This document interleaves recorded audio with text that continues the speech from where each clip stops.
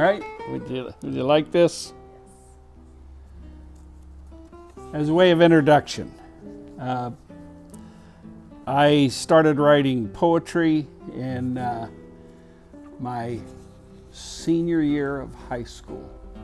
So 1960, 61, 62, and continued writing until I was married, and a short time after that, so maybe stopped writing when I was early 30s.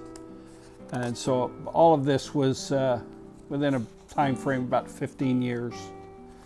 And what I'm going to do today is read a few poems that I wrote. I've got songs and I've got poems, but today poems. The first one was written in when I was stationed in Turkey, 1964-65. And inspiration was a picture, and here's the poem. It's called Balloons. Red is a color common to a balloon that comes a-bobbing in a breeze, a wind, a shallow, shallow storm. In a fist, fixed string a-tugging, bloodline for a child a-trudging with a prize, a gift, a winning, winning song. Bibble bobble walking along, hibble hobble, wind so strong, dancing and prancing like wild red horses in a dream. The end. That's Balloons. Next set of poems, they're called 2 5-minute poems. A friend and I, when I was stationed in Vietnam on a mid-shift, challenged each other to write two short poems. And I whipped him. He couldn't write poetry for dink, and I was a champ. So here's my 2 5-minute poems. The first one. On sheets of morning-smoothed ice, a red fox chased the mellowed reflection of a lazy carp. I like that. Great image. Short poem. If I could go better, if I thought I might let her, then maybe would be like it should. But while ifs drift about, I hold tight to my doubts, and I think that maybe was could. I love that. It's just, I love the bounce of it, the rhythm of it, and if you study it long enough, it does make sense. The next was written in Turkey, 1964-65, and the thing about Turkey was it rained constantly. And this is dedicated to some birds that I happened to notice outside. It's called swallows. 2, maybe 3 days ago, I saw some swallows. Small birds perched neath an overhang, getting out of the rain. Gray, overcast, and rain, rain, rain. Yesterday, I saw some swallows. This one doesn't make much sense, but I love the image, and it's a fun poem. Here's one that I wrote later in life, and it was when my mother passed, and I was still struggling with it.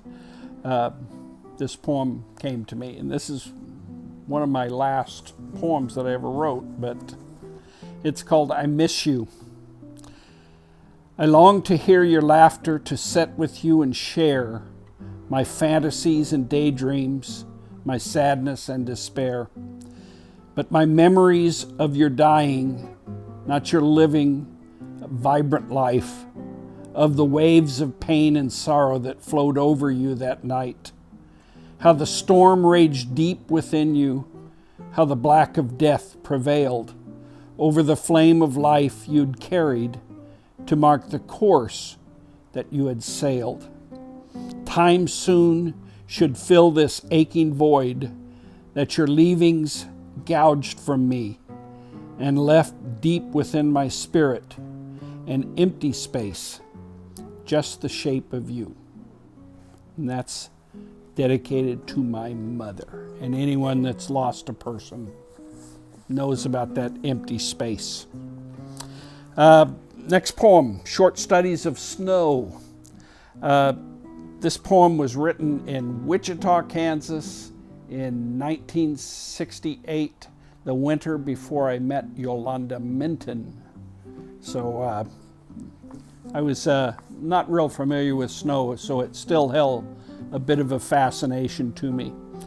It's called Short Studies of Snow. I hear my heater pop outside the snow falls, and I watch it tumble. It has snowed upon the lawn. That time it started long since departed, 1 hour prior to the dawn. I saw the white on brittle glass as I staggered, tired and haggard, to look out through my window glass. Sad that it has to fall, a swishing winter song, flakes downward to their call, dissolved before too long. Blow, you winds, blow upon our black street. Snow, you storms, snow, keep your appointment of melting to keep. I hear my heater pop outside the snow falls, and I watch it tumble. I screwed up a line in there, but it's just, when you see snow in the early morning and your porch lights on, it's mystical, beautiful. This one I wrote when I was on jury duty a long time ago. And I've read it once before to you all, but it's to an older woman talking to herself in a crowded restaurant. And she's for real, and it was just an interesting situation. She's with me at my table, a confidant, a friend, and I'm sharing about Gregory, about the note he'll never send, about that nagging bitch he's leaving, and the life he'll share with me. But he lied. I cried. I almost died, but I didn't. I couldn't, you see. Absolutely. He is so angry. Pause, a defiant nod and silence. She's out of his life. His words. Pause, hands outspread in silence. Honestly, he is so angry. Pause, eyes roll, and silence. Now shadows come to visit. They chat for hours on end. Sometimes they are vengeful foes. Most often they are friends. Their laughter and assurances soothe my blistered soul. The reproach I cannot handle, that torment of their scold. Absolutely. The children, I'll love them. Pause, a loving smile and silence. No, he is a father first. Pause, a knowing stare and silence. Strictly rumors, he told me so. Pause, a smug nod and silence. I've folded these with other pains into the batter of my life. I've blended far too many fears with far, far too much strife. I've mixed them all. I've let them cook. And now that I am through, my days are spent with shadows, discussing memories of you. She is a fascinating lady.